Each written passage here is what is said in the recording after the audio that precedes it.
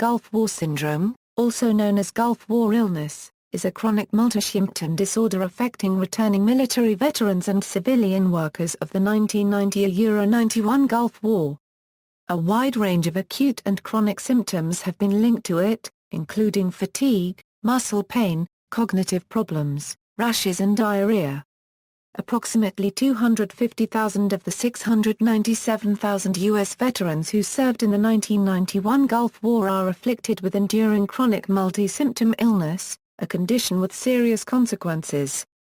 From 1995 to 2005, the health of combat veterans worsened in comparison with non-deployed veterans, with the onset of more new chronic diseases, functional impairment, repeated clinic visits and hospitalizations, chronic fatigue syndrome-like illness, post-traumatic stress disorder, and greater persistence of adverse health incidents. According to a report by the Iraq and Afghanistan Veterans of America, veterans of Iraq and Afghanistan may also suffer from the syndrome. Suggested causes have included depleted uranium, sarin gas, smoke from burning oil wells, vaccinations, combat stress and psychological factors. Classification. Medical ailments associated with Gulf War syndrome have been recognized by both the Department of Defense and the Department of Veterans Affairs. Since so little concrete information was known about this condition, the Veterans Health Administration originally classified individuals with related ailments believed to be connected to their service in the Persian Gulf a special non-ICD-9 code DX111, as well as ICD-9 code V65.5. There is no formal definition of the term Gulf War syndrome, or Gulf War illnesses. Signs and symptoms. According to an April 2010 U.S. Department of Veterans Affairs sponsored study conducted by the Institute of Medicine, part of the U.S. National Academy of Sciences, 250,000 of the 696,842 U.S. servicemen and women in the 1991 Gulf War continue to suffer from chronic multi-symptom illness, popularly known as Gulf War illness, or Gulf War syndrome. The IOM found that the chronic multi-symptom illness continues to affect these veterans nearly 20 years after the war. According to the IOM, it is clear that a significant portion of the soldiers deployed to the Gulf War have experienced troubling constellations of symptoms that are difficult to categorize, said Committee Chair Stephen L. Hauser, Professor and Chair, Department of Neurology, University of California, San Francisco. Unfortunately, symptoms that cannot be easily quantified are sometimes incorrectly dismissed as insignificant and receive inadequate attention and funding by the medical and scientific establishment.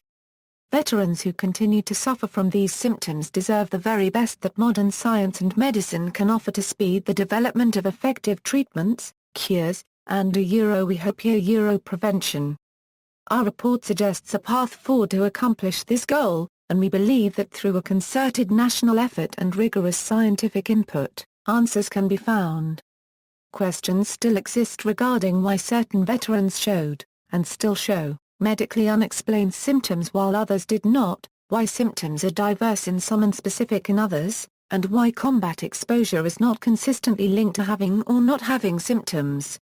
The lack of data on veterans' pre-deployment and immediate post-deployment health status and lack of measurement and monitoring of the various substances to which veterans may have been exposed make it difficult and in many cases impossible to reconstruct what happened to service members during their deployments nearly 20 years after the fact, the committee noted. The report called for a substantial commitment to improve identification and treatment of multi-symptom illness in Gulf War veterans, focusing on continued monitoring of Gulf War veterans, improved medical care, examination of genetic differences between symptomatic and asymptomatic groups and studies of environment-gene interactions. A variety of signs and symptoms have been associated with GWS. Birth defects have been suggested as a consequence of Gulf War deployment. However, a 2006 review of several studies of International Coalition veterans' children found no strong or consistent evidence of an increase in birth defects, finding a modest increase in birth rate defects that was within the range of the general population, in addition to being unable to exclude recall bias as an explanation for the results. A 2008 report stated that it is difficult to draw firm conclusions related to birth defects and pregnancy outcomes in Gulf War veterans, observing that while there have been significant, but modest, excess rates of birth defects in children of Gulf War veterans, the overall rates are still within the normal range found in the general population. The same report called for more research on the issue. Causes: the United States Congress mandated the National Academies of Science Institute of Medicine to provide 9 reports on Gulf War syndrome since 1998. Aside from the many physical and psychological issues involving any war zone deployment, Gulf War veterans were exposed to a unique mix of hazards not previously experienced during wartime. These included pyridostigmine bromide pills, depleted uranium munitions, and anthrax and botulinum vaccines. The oil and smoke that spewed for months from hundreds of burning oil wells presented another exposure hazard not previously encountered in a war zone. Military personnel also had to cope with swarms of insects, requiring the widespread use of pesticides. High-powered microwaves were used to disrupt Iraqi communications, and though it is unknown whether this might have contributed to the syndrome, recent research suggests that safety limits for electromagnetic radiation are too lenient. United States Veterans Affairs Secretary Anthony Principe's panel found that pre-2005 studies suggested the veterans' illnesses are neurological and apparently are linked to exposure to neurotoxins, such as the nerve gas sarin, the anti-nerve gas drug pyridostigmine bromide, and pesticides that affect the nervous system. The review committee concluded that research studies conducted since the war have consistently indicated that psychiatric illness, combat experience or other deployment-related stressors do not explain Gulf War veterans' illnesses in the large majority of ill veterans. Pyridostigmine bromide nerve gas antidote equals, the U.S. military issued pyridostigmine bromide pills to protect against exposure to nerve gas agents such as sarin and soman. PB was used as a prophylactic against nerve agents. It is not a vaccine. Taken before exposure to nerve agents, PB was thought to increase the efficacy of nerve agent antidotes. PB had been used since 1955 for patients suffering from myasthenia gravis with doses up to 1,500 mg a day, far in excess of the 90 mg given to soldiers, and was considered safe by the FDA at either level for indefinite use, and its use to pre-treat nerve agent exposure had recently been approved. Given both the large body of epidemiological data on myasthenia gravis patients and follow-up studies done on veterans, it was concluded that while it was unlikely that health effects reported today by Gulf War veterans are the result of exposure solely to PB, use of PB was causally associated with illness. However, a later review by the Institute of Medicine concluded that the evidence was not strong enough to establish a causal relationship. Organophosphate pesticides equals, the use of organophosphate pesticides and insect repellents during the First Gulf War is credited with keeping rates of pest-borne diseases low. Pesticide use is one of only 2 exposures consistently identified by Gulf War epidemiologic studies to be significantly associated with Gulf War illness. Multi-symptom illness profiles similar to Gulf War illness have been associated with low-level pesticide exposures in other human populations. In addition, Gulf War studies have identified dose-response effects, indicating that greater pesticide use is more strongly associated with Gulf War illness than more limited use. Pesticide use during the Gulf War has also been associated with neurocognitive deficits and neuroendocrine alterations in Gulf War veterans in clinical studies conducted following the end of the war. The 2008 report concluded that all available sources of evidence combine to support a consistent and compelling case that pesticide use during the Gulf War is causally associated with Gulf War illness. Sarin nerve agent equals. Many of the symptoms of Gulf War syndrome are similar to the symptoms of organophosphate, mustard gas, and nerve gas poisoning. Gulf War veterans were exposed to a number of sources of these compounds, including nerve gas and pesticides.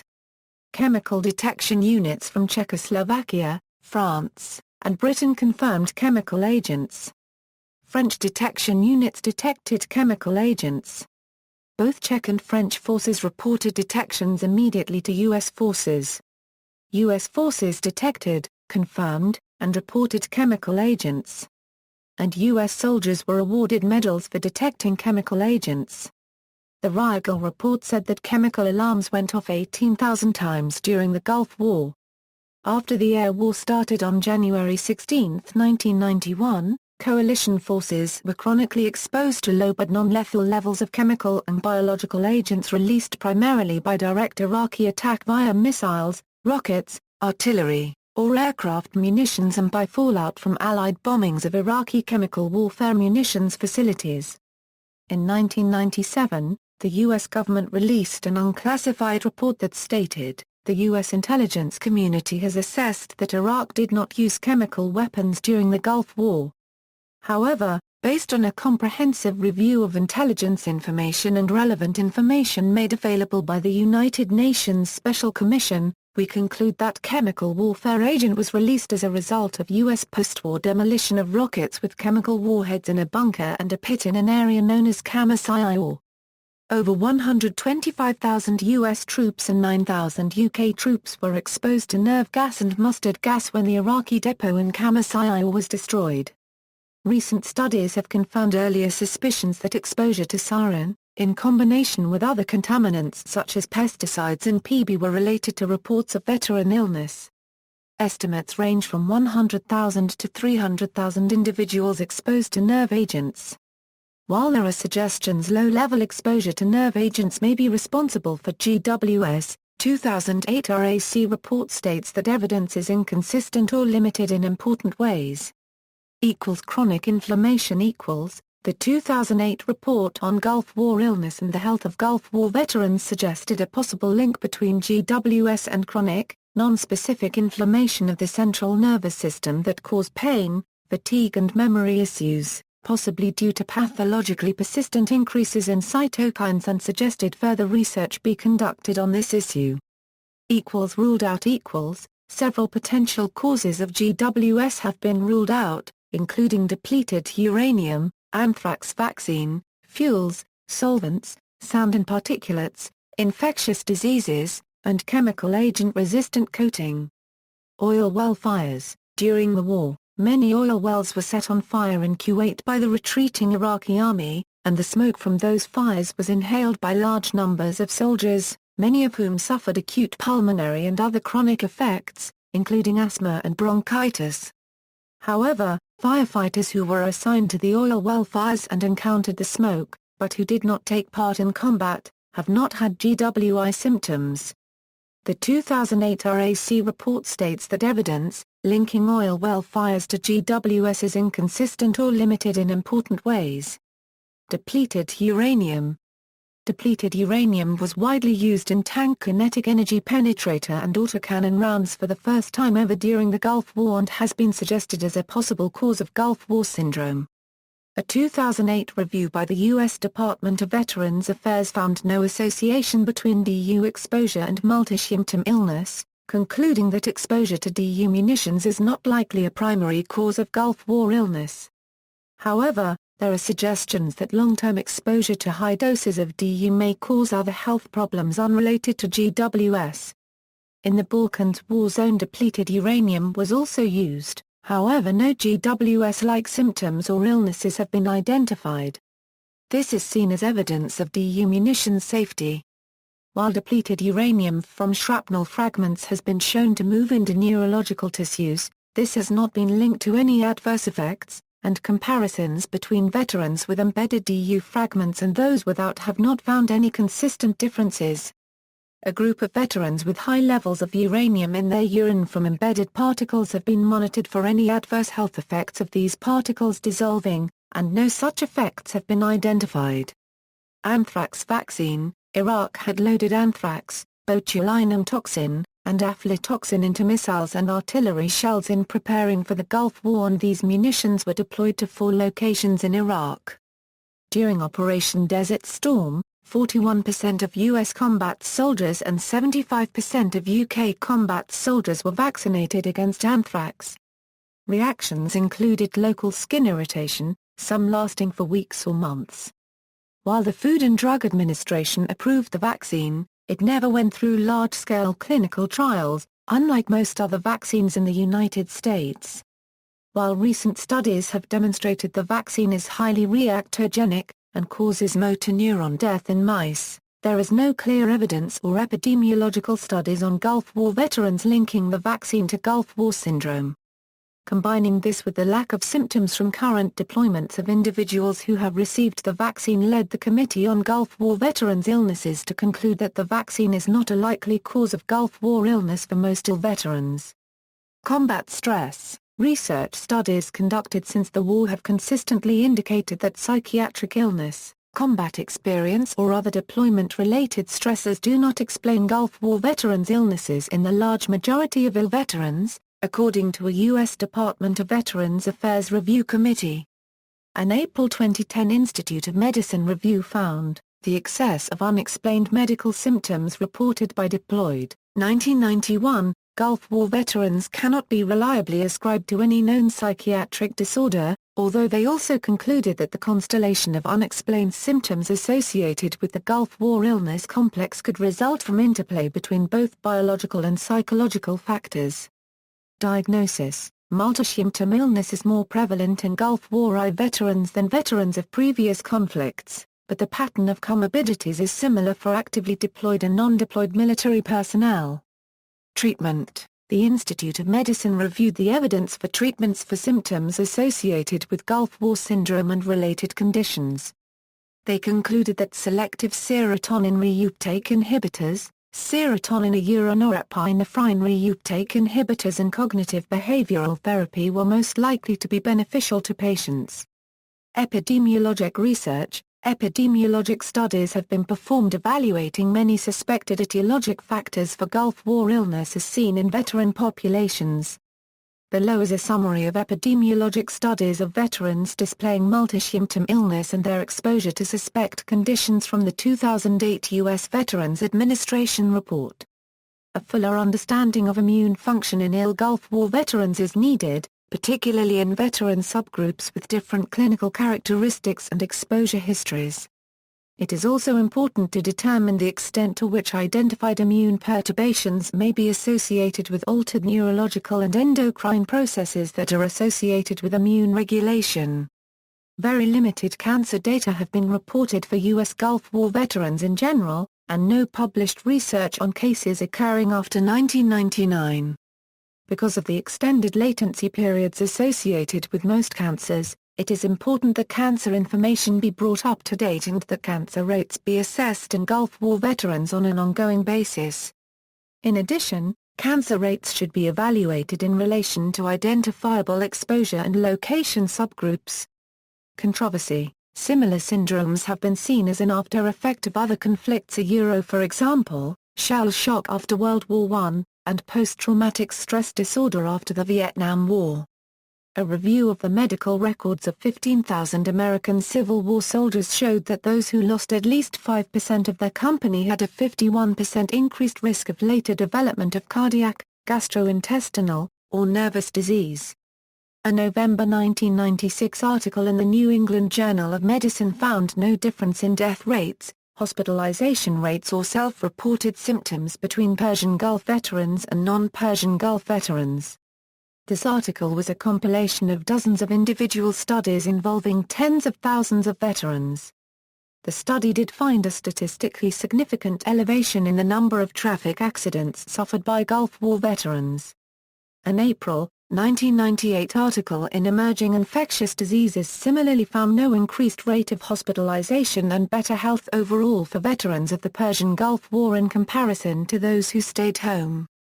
Despite these studies, on November 17, 2008, a congressionally appointed committee called the Research Advisory Committee on Gulf War Veterans' Illnesses, staffed with independent scientists and veterans appointed by the Department of Veterans Affairs, announced that the syndrome is a distinct physical condition.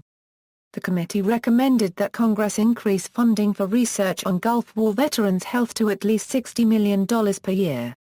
In January 2006, a study led by Melvin Blanchard and published by the Journal of Epidemiology, part of the National Health Survey of Gulf War-era veterans and their families, stated that veterans deployed in the Persian Gulf War had nearly twice the prevalence of chronic multi-symptom illness, a cluster of symptoms similar to a set of conditions often called Gulf War syndrome.